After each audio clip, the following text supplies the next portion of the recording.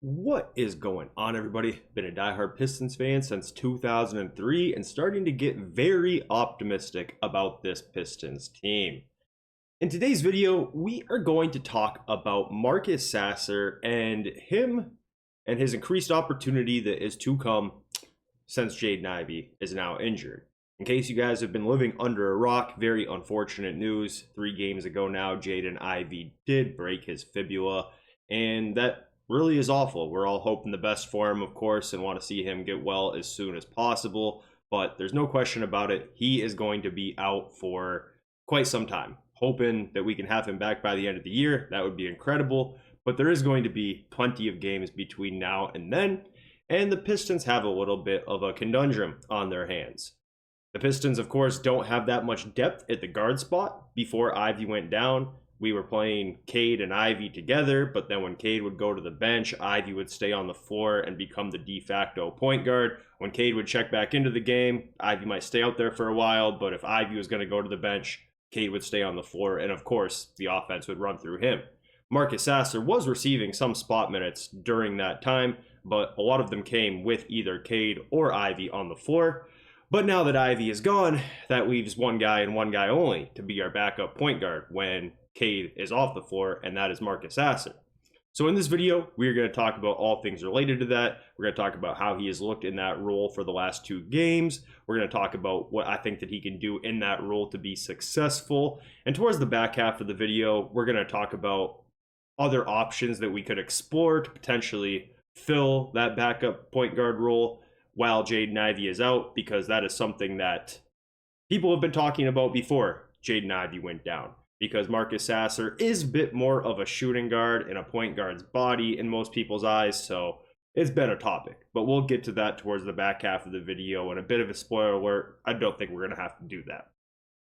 So the first thing I want to talk about is how things have looked in the past 2 games since Jaden Ivey has gone down. During these past 2 games against Charlotte and Minnesota, it's been pretty much exactly what I expected. Marcus Sasser is the backup point guard when Cade has to go to the bench. In the game against Charlotte, Marcus Sasser played 22 minutes and did pretty well. The box score won't show you that, as he only had 3 points, 3 rebounds, and 5 assists. But I think he did really well in that game. Not only did he play well when Cade was not on the floor, I felt like he played well enough that he earned minutes to play alongside Cade towards some of that back half of that game. So they were in no hurry. JB was in no hurry to get him off the floor because I think he played really well in that game. I talked about it in that game recap. I think that his ball pressure really affected the Hornets. It made it hard for them to get into their sets. And he was just stable out there, which is all we're really looking for out of a backup point guard anyways. The game against Minnesota last night, he saw a lot less action. He only got 11 minutes. I'm pretty sure Cade had the rest of those minutes. So what's 48 minus 11? 39 minutes, something like that, or 37 minutes. I think that's exactly how long Cade played. So Sasser was literally just getting the minutes last night as the backup point guard as Cade was off the floor. I think that he didn't play his best game last night, going 1 for 5 from the floor again, but not at all worried because we still won the game by 14 points. So what do I think he needs to do to go forward to be successful in this role that is going to be a lot more consistent minutes than what he has seen for the beginning half of the year? I think the first thing he needs to do is continue to bring the ball pressure that he has brought the past couple of games. Last night, there was a couple times where he had to challenge Ant and guard Ant, and that's a tough matchup for anybody in this league. That's a tough matchup for Ausar. That's a tough matchup for Holland or anybody you can stick on him. Outside of that, I thought he did well defensively.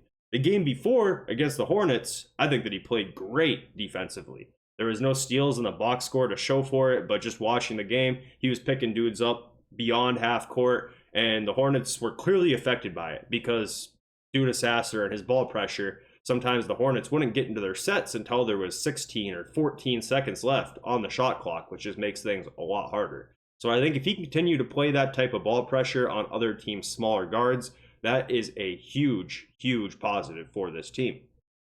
Another thing that I think he can do to be successful in this role is just not be afraid to shoot it. Marcus Sasser can hit shots. There's no question about it. as of right now in his 2 years in the league, combined last year's rookie year with the few minutes he's played this year, he's 44% from the field and 37% from three. A lot of those threes, the majority of those threes, have been all self-created as well. Shots where he's getting in his bag, taking step back, side steps, all types of stuff. So he has a wide range of shots that he is able to take and make, especially outside of 5 feet. Just his physical limitations are going to, make it so that he's not probably ever going to be a prolific rim finisher, but that's totally okay because he's been able to get into the mid-range as well, and when he does that, he's got a nice floater he can go to.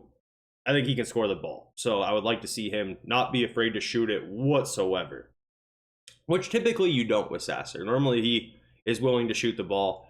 Don't really ever have issues with that. It's been a couple times in his career, I feel like he's passed up shots that I would have liked to see him take, but all in all, I mean, that's just like nitpicky as nitpicky can be, and I don't know. I'm not in the locker room, so maybe they're asking him not to take certain types of shots, but all in all, I think that that's something he can continue to do because when he is on the floor, that means Cade isn't for the most part, and when Cade isn't, it's tough to find offense sometimes. So happy with him to shoot as much as he possibly can when he's on the floor, and Cade is not, of course.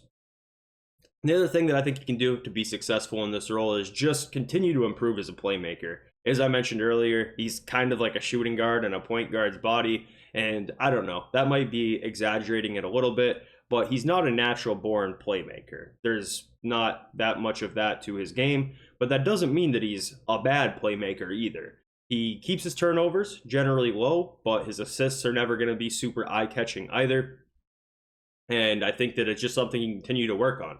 I think that getting him as many NBA reps as he did last year probably moved him in the right direction, and I think if he continues to get more and more reps as Ivey is out, I think he's only going to get better at it, so I'm not worried about it, but I think it's something that he can improve on, and that will make him filling in this role for Ivey even better. So all in all, just all that to say, I'm totally okay with the Pistons deciding to use Marcus Sasser in this role while Jaden Ivey is out, because there's nobody else on this roster currently that can play point guard besides some of our G League guys like Man or Jenkins. So just think that that's the best way to go forward. I've seen some mock trades thrown around, people talking about going after guys like Marcus Smart or Malcolm Brogdon. I've seen people commented on my videos saying going to get like Markelle Fultz or Dennis Smith Jr. off the waiver wire, free agent list, whatever it might be. And I just don't think it's necessary because I don't think that any of those guys are going to be super positive bench point guards. I don't think that they would be an improvement over Marcus Sasser, and if they hypothetically were, it wouldn't be by enough to move off of any assets to make it happen.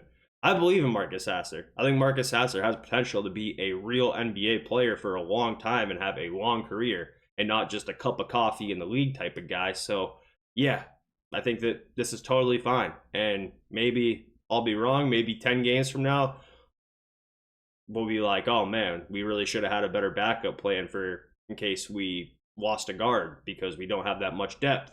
But I don't foresee that happening because I think Marcus Sasser has a lot that he can bring to the table, and I think given the opportunities, I think myself and everybody else watching this video will be impressed. So let me know what you guys think, and we'll catch up soon.